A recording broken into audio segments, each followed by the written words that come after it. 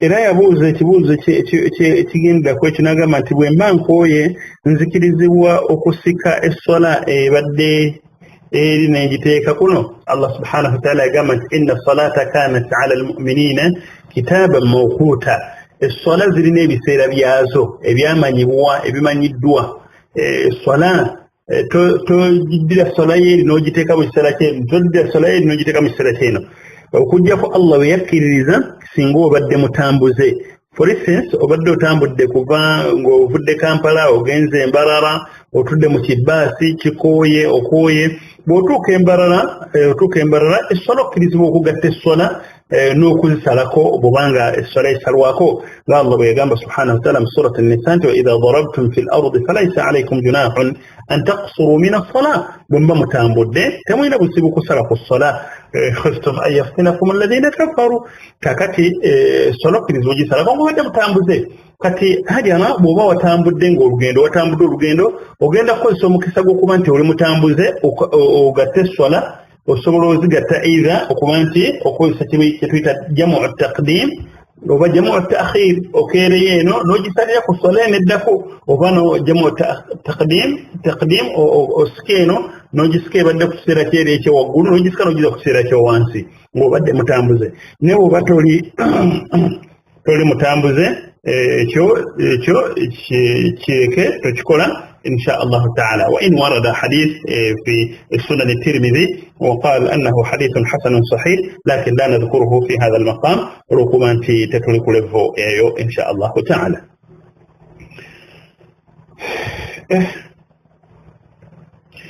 Hadija binti Yahya abuuza nti singa obeera osomesa n'ogamba nti Nabbi Muhammad sallallahu alayhi wa sallam nesikugoberera namulwa ntya. Nabbi sallallahu alayhi wa sallam yagamba nti raghima anfa rajulin, ennyindo y'omuntu erwaleko okolo, omuntu afuna obuzibu, man dhukirtu indahu, oyo ampulira nga mbadde nsaaliddwa nga njogeddwako, falam yusalli alayya, n'atansaalira, omuntu oyo nabbi yamusabira okufuna obuzibu. So Hadija bw'oba owulidde nga nabbi sallallahu alayhi wa sallam ayogerwako okumwagala n'okumuwa ekitiibwa, munnange oyina okumusaalira, wallahu a'lam, oyina okumusaalira wonna wowuliridde ekyo. Era ekigambo subhanahu wa ta'ala lam yarid alayhi nas, tetukirabanko obujulizi nti oyina okugamba nti subhanahu wa ta'ala Allah subhanahu wa ta'ala, wabula min almustassanat, ekimu ku bintu ebirungi omuntu singa aba akyogedde agamba nti nabbi sallallahu alayhi wa sallam oba Allah subhanahu wa ta'ala, wabula tekyalabikako nga bukyalabikako nabbi Muhammad sallallahu alayhi wa sallam. Agamba nti jjajja wange, ekibuuzo ekyokusatu.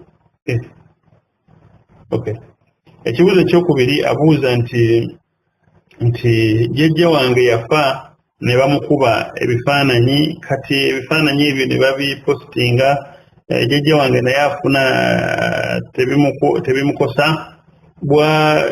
Bw'abanga ku nsi yabanga naye ebifaananyi abyekubya nga yali nkola ye nga yeekubya ebifaananyi bimukosa, naye bw'aba nganze nga ebifaananyi teyabyagala, yali tabyagala kubanga nsagalira ddala kifaananyi, era olaba nkitadde ku nankani waba nekubiza ekifaananyi wabaawo ensonga lwaki nkikubye. Lwakuba nti omubaka sallallahu alaihi wasallam yabigaana n'agamba nti asaddu nnaasi adhaban yawma alqiyama, abantu abagenda okusinga okubonerezebwa yawma alqiyama almusawwiruun, be bantu abaakubanga ebifaananyi. Bw'obanga okubya ekifaananyi nga wali obyagala ng'obyekubya era nga olina simanyi albamu namba, simanyi eri mu nnyumba, ebirala wabitimba, bw'ofa ne webakuba ekifaananyi ekyo kigenda kukosa, naye waba yali tabyagalanga era bakimukuba tayagala, Allah subhanahu wa ta'ala tagenda kumuyisa, tafuna musango gwonna mu maaso g'ekitiibwa Allah subhanahu wa ta'ala. Ekyo nno kirabise nnyo ennaku zino. Omuntu bw'afa mugenzi okuziika bamukubye ebifaananyi batandika obitunda wahakaza, fahatha haram, ekyo tekikkirizibwa, omusiraamu teyandisaanye kubanga akola ebintu ebifaananako bwe bityo. Wallahu a'lam. Ruqayya Jamil abuuza nti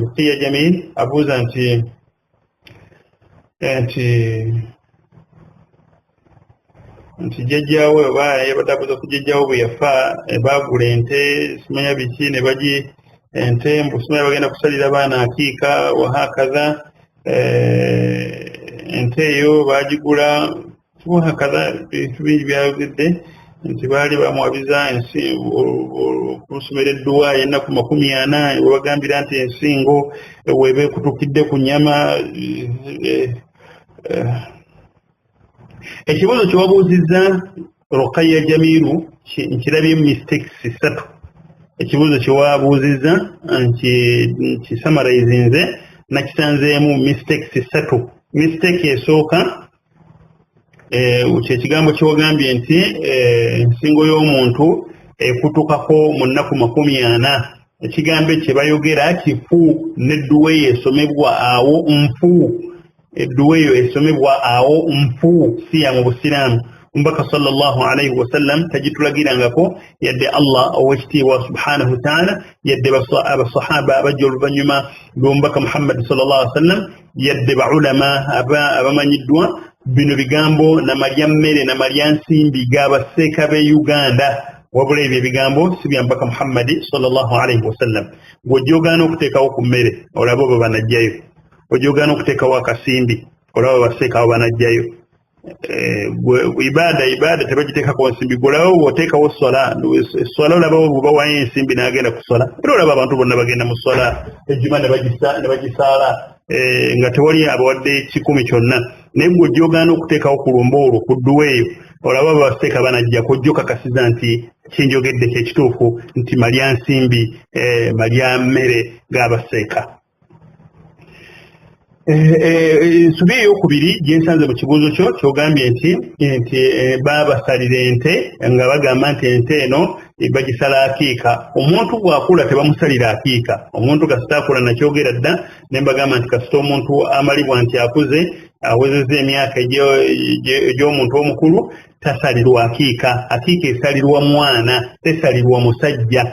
Ate n'omuntu yennyini bw'aba akuze takkirizibwa kwesalira akiika. Ng'omubaka Muhammad sallallahu alayhi wa sallam teyakikola, ne hadithi gye bagyoteeka ku nabbi nti yakikola nfu naye si ntuufu. Therefore omuntu teyeesalira akiika ate tebamusalira akiika ng'akuze. Ensobi yakubiri. Ensobi eyokusatu ogambye nti baasala ente nga bagigasse ku baana bali basalidde ente. Akiika tetugigattako. Akiika nabbi sallallahu alayhi wa sallam egisomesa embuzi 2 ku mulenzi, embuzi emu ku muwala. Yagambangako nti bw'oba ozadde abaana 3 basalire ente oba abaana 7. Ekyo kifu, nakyo kifu si kituufu ku bigambo by'omubaka Muhammad sallallahu alayhi wa alihi wa sahbihi wasallam.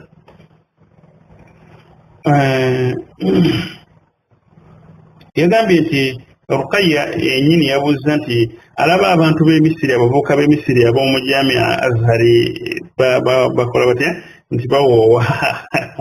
Kakati Rukaya oyagala tugambe tutya ku baseeka bange nti bakola ensobi abo baseeka era bye bakola bateekuba balinawo obujulizi ku nsonga eyo. Singa kiba kirungi Rukaya n'obabuuza kubanga abo baseeka ate tetukkirizibwa kwogera kigambo banga kifoola seeka omulala. So kyandibadde kirungi bw'obanga baseeka bw'osobola okubatuukirira nga mmanyiyo Sheikh Abdul Razak Mutebi oyo munnange oyinza okumutuukirira n'omubuuza ku kibuuzo ekyo. Sheikh Mulindwa naye gyali tuli naye mu ddaawa muno, mutuukirire mugenda mu inbox waba akukkiriza osobola okumubuuza ekibuuzo kino. Ne basheekha abalala bangi bemmanyi abali Cairo abali Azhar Jamia Islami Jamia Azhar bayinza okuba nga basobola okuddamu ekibuuzo kino. Naye okusamalizinga ku nsonga eno nti omuntu bw'abanga nga muzaddewo kati nga ggwe Rukaya sigamba nti bagenda kumpa naye kana tekyakulabirako nti muzeeyi wa kumpadde nga nze ndi eno Brunei nga gw'oli eyo Cairo, nsobola okuwoowa nenkuwoyera ku ssimu nenkubira muzeeyi essimu netumugamba nti muzeeyi aliwo awaali watudde waliwo abajulizi 3 ng'osindiseeyo nange gwensindiseeyo musindiseeyo abajulizi ne baba nga bajulira ensonga eyo ne munkubira essimu ne muŋŋamba nti wadde Rukaya Jamil okkiriza muwadde amahare ntigenda muwa amahare ga mitwalo bwe giti nzikiriza omutwala, kikkirizibwa okuba nti mpawedde ku ssimu. ate era kikkirizibwa mu mbeera y'emu okuba nti omuntu bamuwooye naye ng'asindise busindisi for instance nti gwe oli eno waffe gyembeera naye muzeeyi n'abaako omuntu gwe yeesiga wane waffe wembeera n'agamba nti oyo gwe mpadde obuvunaanyizibwa abawoowe kikkirizibwa okuba nti tawkiili alwikaala noba nga obuvunaanyizibwa obuteeka mu muntu omulala n'ogamba nti oyo gwe mpadde obuvunaanyizibwa abawoowe kikkirizibwa mu mbeera eyo naye sometimes abavubuka batera okukola akakodyo nga nze baakankolako mu nnaku za ramadaani twali ebusege eyo ne bampita ntisiteeka jangu otuwoowe mu nnaku za ramadaani ne bagamba nze siwoowa muntu okuggyako ng'ayina muzadde we waali omuvubuka kyeyava nkola akakodyo n'aleeta omukwano gwe n'amugamba nti jangu ogambe seeka mbu gwe taata gwawadde obuko ngenda okutuuka wo nga muvubuka waali naye ng'ate omuvubuka gwe baleese mumanyi bulungi nanga mumanyi bulungi tuli ba ku kyalo kimu omusajja ne mugamba nti ate onazza atya nti omusajja neyeegaanyawo mu ddiiro era okuwoowa tekwagenda mu maaso so batera okukola obukodyo obufaanako bwe butyo naye falyattaqu llaha waliyaqulu qawlan sadida batya Allah subhanahu wa ta'ala bwe babanga ekikola kibakola kirungi kyeŋŋamba nti genda Rukaya obuuze basheekha abakuli okumpi awo mu Cairo nga Sheekh Abdulrazak nga Sheekh Mulidwa bajja okuyambako mu mbeera eyo insha Allahu ta'ala. Samia yabuuza nti ebitonde ebiyitibwa Yaajuuja wa Maajuuja Yaajuuja ne Maajuuja byo biri bitya bitonde ki ebyo abuuza nti yabiwulirako ku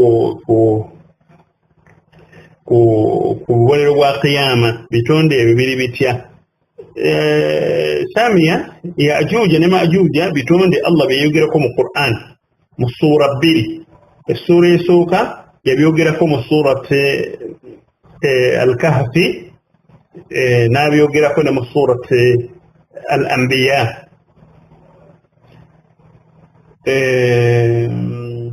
الله يقام سورة الأنبياء سورة الكهف قالوا يا ذا القرنين إن يأجوج ومأجوج أي تندمونيا مفسدون في الأرض فهل نجعل لك حرجا على أن تجعل بيننا وبينهم سدا قال ما مكني فيه ربي خير فأعينوني بقوة أجعل بينكم وبينهم رادما آتوني زبر الحديد حتى إذا ساوى بين الصدفين قال انفخوا حتى إذا جعله نارا قال آتوني أفرغ عليه قطرا فما استطاعوا أن يظهروه وما استطاعوا له نقبا قال هذا رحمة من ربي فإذا جاء وعد ربي جعله دكا وكان وعد ربي حقا آية yali eyogera ku kuzimba ebbibiro erituzibira wakati waffe ne wakati w'Abayaajuuja ne Maajuuja bitonde ebyali byonoona nga bwe bijja eri mu bantu aba bulijjo bitonde bino bantu bitonde baana ba Adamu baana ba Nabbi Nuuh alayhi bava mu lulyo lwa Nabbi Nuuh alayhi salatu wassalam naye baali bamaanyi bali abantu wahakaza naye nga abantu bitonde bimanyiddwa bitonde ebyo abantu bakomplainingira omusajja omulongoofu ayitibwa Zulqarnaini omufuzi nebamugamba nti batwonoona batuwulira ebintu batutta batukola biki naye tuteerewo ejjiji Allah subhanahu wa ta'ala n'amusobozesa n'ateekawo ejjiji naye bw'aliteekawo yagamba nti haadha rahmatun min rabbi ekyo kusaasira kwa Allah فإذا جاء وعد ربي endagaano ya Allah ya yawmul qiyama bwerituuka ja'alahu dakka ekintu kinagenda kijjawo wa kana wa'du rabbi haqqan endagaano ya Allah ya mazima kati bwatyo Allah subhanahu wa ta'ala Bayaajuuja wa Maajuuja yabasibirayo bagenda kuvaayo ddi Allah gamba nti watarakna ba'dahum yamuuju fi ba'd twabalekanga bwe batyo bapaanagana ونفخ في السور فجمعناهم جمعا ني الله وارف ومغombe الله agenda kuba kunganya bonna abateeke abafulumyeyo mu kintu kiji babasibira babenga bajja okuba nti bagenda kulamulwa mu maaso g'ekitiibwa Allah subhanahu wa ta'ala وسورة الأنبياء قام الله سبحانه وتعالى حتى إذا فتحت يأجوج ومأجوج وحرام على قرية أهلكناها أنهم لا يرجعون حتى إذا فتحت يأجوج ومأجوج وبربا بفرمز الدوايو وهم من كل حدب ينسلون بغين كتامبولين سيونا واقترب الوعد الحق ينو إليبان دغانو كولي بكسمبرا كون دغانو يا الله سبحانه وتعالى kakati awo bebitonde Allah subhanahu wa ta'ala yabyogerako Allah yabisubira eyo mu saddi bigambo biwanvu ebiri mu basajja abo naye eyo ye brief gyenyagadde okuwaako bitonde webiri Allah yabyogerako mu Qur'an mu sura ebbiri ezo zenkubulidde wallahu ta'ala a'lam. Fatuma binti Muhammad agamba nti abantu abateeka amaziga rukuya bateekamu amaziga rukuya mu bidomola ne bayira ennyumba ne bagamba nti ennyumba tugifunyisa wuzu kiramulwa kitya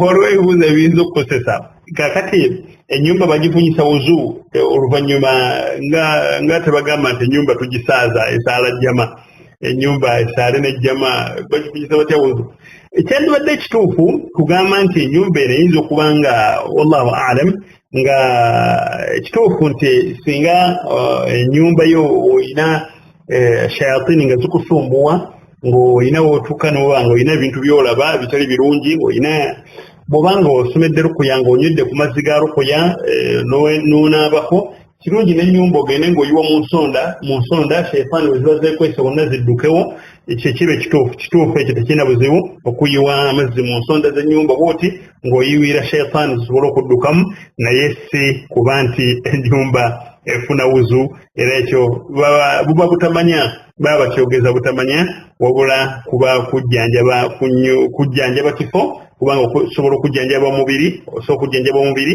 ojjanjaba omutima gwo n'ojjanjaba omubiri n'ojjanjaba n'ekifo w'owangaalira mu nzijanjaba ya rukuya ennungi. abuuza Fatuma binti Muhammad nti okunulira ku ssala nti nawaitu usalli farada salati subhi rak'ataini ma'muman lillahi ebigambo ebyo biramulwa bitya ebigambo ebyo si bituufu kyebayita nniya ekigambo kyebayita nniya fi'lun qalbiyyun kigambo ekikolebwa omutima omwoyo gwe gukikola so si lulimi lwe lukikola kunuyirira otunulira ekigambo nti okunuyirira okumalirira kukola ekintu omaliriza mutima ngera bw'oba ogenda mu toyireti tosobola kuteeka bigambo ebyo ku lulimi nti ŋŋenda mu toyireti n'akadomola nga nkakutte mukono ogwa ddyo nja kuyingiza ddyo bwe naatuuka nkole ekikolwa bwe kiti nga byo tobyogera okukubayita okumalirira okibeerako nakyo ku mutima n'okwata akadomolako n'oyingira mu toyireti nga tolina kyoyogedde wahakaza baqiyatu al-ibadat emirimu gyonna bwe gifaanagana saddaaka bwetu bwefaanagana owaayo buwi nga tomaze kunuyirira tomaze kukola bigambo bifaanako bwe bityo nabbi sallallahu alaihi wasallam yagamba nti innama al a'malu binniyat omulimu gwonna gubeerawo nakumalirira okumalirira kubeera ku mutima gwa muntu tekubeera ku lulimi yadde ku bikolwa oba ku mikono oba ku magulu wallahu alam. Titi Rahma abuuza nti okulanga omuntu afudde ku rediyo amasala gano Titi oleesa obuzibu mwanyinaze oleesa obuzibu nkusaba osooka ondekemu masala gano ag'okulanga kubanga olwo hadithi ezintiisa sometimes okwogera ku mbeera emu oba endala naye katonda ennyo waliwo hadithi ya Jabir ibn Abdillah radiyallahu anhu yagamba nti naha rasulullahi sallallahu alayhi wasallam ani naayi nabbi yagaana sallallahu alayhi wasallam okulanga omufu okulanga omuntu afudde okulanga mabegako eri emabega ku mirembe gya jahiliya period waliwo engeri abantu gye balangangamu ekijahil kukuba eŋŋoma n'okuyita abantu abakaaba nga bw'olaba Uganda ye bakikola ba funeral services ne bagula omuntu n'akaabira omuntu ne bakuba emiranga wahakaza ne bakuba ne bakuŋŋaana ne bamalaawo ennaku nga bali awo bakumya ekyoto hatha kulliha haram ebyo tebikkirizibwa okulanga okwote kukkirizibwa wabula okutegeezaako abasiraamu nti bwe mba nfudde nga ndi eno ne babagamba mu gulupu mu kiraasi ne bagamba nti Miladu Kaluma yafudde musabire ku dduwa wahakaza kikikirizibwa wallahu alam naye waliwo bisagala kwogera mu topiki eno ako kokka kooba otwala nti okukulanga waliwo okulanga okukkirizibwa n'abawo n'okulanga okutakkirizibwa wallahu alam. Agamba nti waffe abazeeyi be banaaza omufu, ekibuuzo ekyokubega nti waffe abazeeyi be banaaza omufu naye atera okubeerawo nga banaaza n'ayambako mu kuyira omufu amazzi n'okumukyusa wahakaza, naye agamba nti bwe bamala okunaaza bakuŋŋaana ne batuula ne batandika okuwanika emikono ne basabira omufu oyo nga bawanise emikono baseeka nga tebannaba kujja abasajja kujja omufu. Ekyo kirabika mu bikolwa by'omubaka sallallahu alaihi wasallam, bikolwa by'abasahabiyat abaanaasa omufu abaanaaza abafu tikirabika mu bikolwa byabwe okumaliriza ne bakuŋŋaana bwe bakuŋŋaanye ne bawanika emikono. Okusaba kirungi naye si kirungi kuzuula mu ddiini kuteeka mu ddiini kitaalimu. Okusaba kirungi tekirina buzibu naye kasita okola ekintu nga tekiriko obujulizi oba oleesa obuzibu.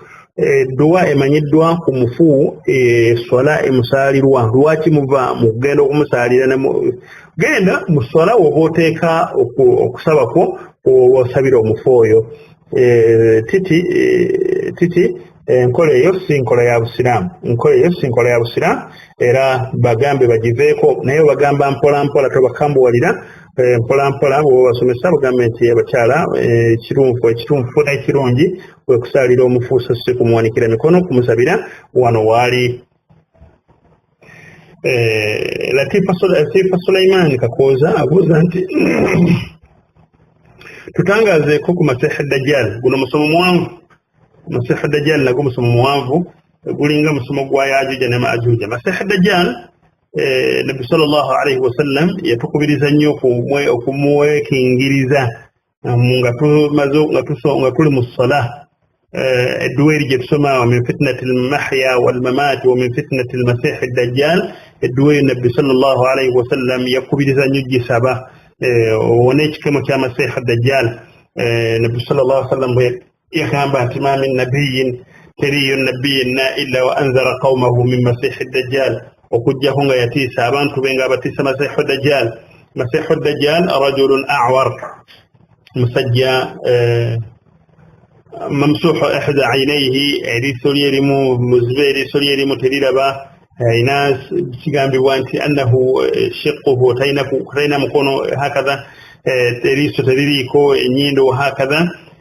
Ayina ekifaananyi ekibi naye ng'agenda kujja nga akeme abantu nga bagamba nti ye Katonda aliba amukkiriza ajja mugaggawaza, aliba amukaafuwalire n'amugamba nti si ggwe Katonda, agenda mutta.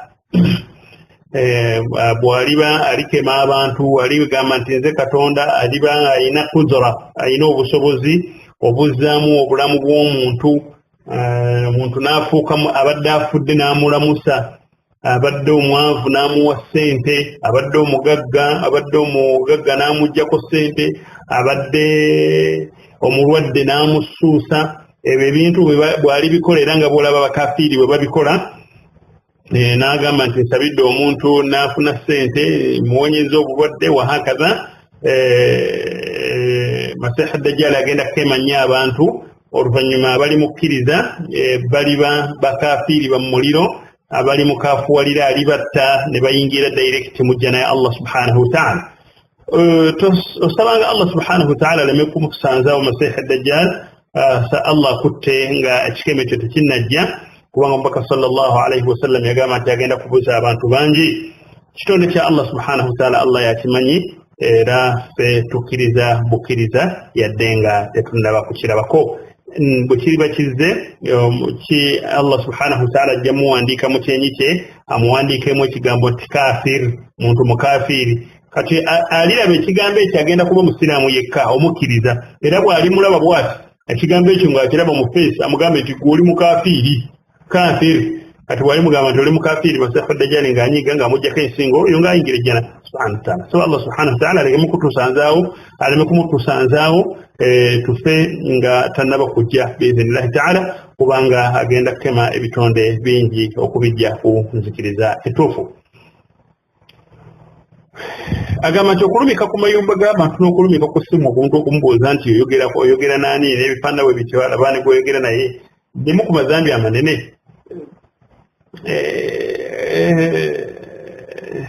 Allah yakigaana subhanahu wa ta'ala, yagaana tajassus, naha Allah azza wa jal an tajassus. Allah subhanahu wa ta'ala yatugaana okuketterera, okukettaketta, okulumika yagamba nti wala tajassasu wala yaghtab ba'dukum ba'da, temukettanga, oketta munno. Oketta kulimu ebika bibiri oba bisatu. Ekika ekisooka lidarari limutadarriri, oyinza okuketta omuntu ng'ogenda omutambula omulinnya kagere, nga oyinza okulowooza nti waba musajja akwanira omukazi oba waba mukazi nga akwanira omusajja, n'omulinnya kagere olabe nga oba omusajja oyo akwana mukazi wo. Okuketta kukkirizibwa, tekulina buzibu. Waliwo okuketta okwokubiri li ajali alhasad, ng'ogenderamu nsaalwa, omusajja ono alina ssente mmeka era azikola wa? Okuketta okwo hadha la yajuuzu kadhalika, okukuleetera ensaalwa ku mutima. Waliwo okuketta okwokusatu ng'omuntu oketta li gharadi al-ifsaadi, ng'ogendereramu kuba nti okola olugambo nti omusajja omulabi oyo namusanga lulire mukagundi era wallahi nabalabira ddala wahakaga. Ekigambo ekyo tekikkirizibwa, olwo luba lugambo era nga bwe twalwogerako mu bigambo byaffe ebikulembedde. Okuketta okwokuna kweketta okw'abajaasi n'abajaasi, okuketta mu ntalo. Okuketta mu ntalo okwo kukkirizibwa bidawabiti, nga waliwo obulombolombo obutuukiriziddwa. Kakati bembeera efaana bwe bityo, bana ebibuuzo bingi. Kweketta okwo tekukkirizibwa. Okuketta nga bwe nkugambye, okukkirizibwa ye muntu okuketta nga aketta mutadarriri, omuntu okulowooza nti ayinza okufunamu obuzibu lwaki omusajja oyo yantambulirako wahakaza. Okuketta okwokubiri ye muntu okuketta nga oketta nga bwe nkyogedde enkeketa ez'emirundi ena, okukkirizibwako kuko ezebbiri, okuketta nga oketta mukyalawo oba okuketta okw'amagye bidawabiti n'oshuruut. Kwe kulumika. Hasfa Siraji abuuza nti okusala enjala batugamba nti bw'ozisala oziziika nti era zijja kuwako obujulizi yawma al-qiyama. Ekituufu kiri nti enjala bw'oba ozisazeeko kiba kirungi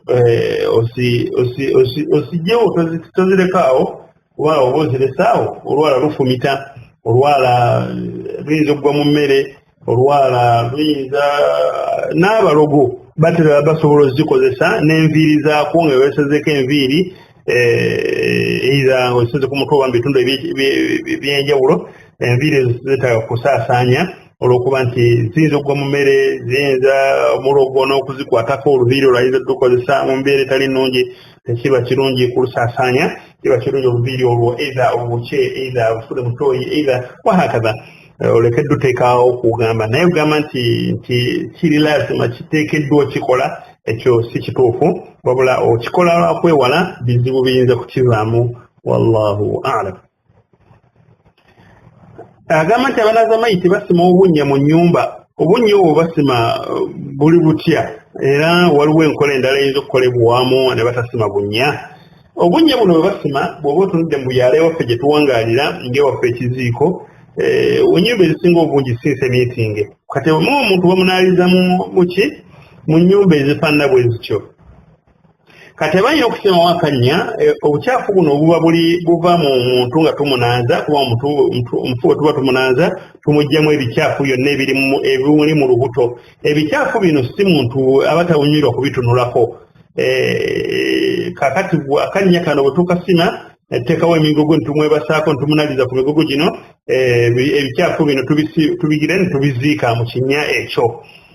Tebifuluma era tebivaawo. Wabula wabanga tutadde mu nnyumba, nga ennyumba nsemiiti, nga tumuteeka ku kitanda ekitanda netukijjamu olubaawo olumu oba tuteekamu nakani, kati obukyafu bwabuze tuteekayo ebbaafu wansi, amazzi ago n'obucaafu obwo bugenda mu bbaafu oluvannyuma ne tubufulumya tubuteeka mu kaabuyonjo era kyekigendererwamu mu bunnya obwo. Enkola endala nga tosumika nnya kukozesa kitanda mu bifo ebifaanaganako ng'ebisemintinge mu nnyumba ez'enjawulo. Obuusa amateeka hasifa siraaje n'obuuza ekibuuzo ekyokusatu era sijja kukiddamu. Barakallahu fiikum. Neebaza nnyo abantu abagezezaako okugoberera amateeka. Olwaleero okuggyako hasifa siraaje leero yabuuziza ebibuuzo ebisatu.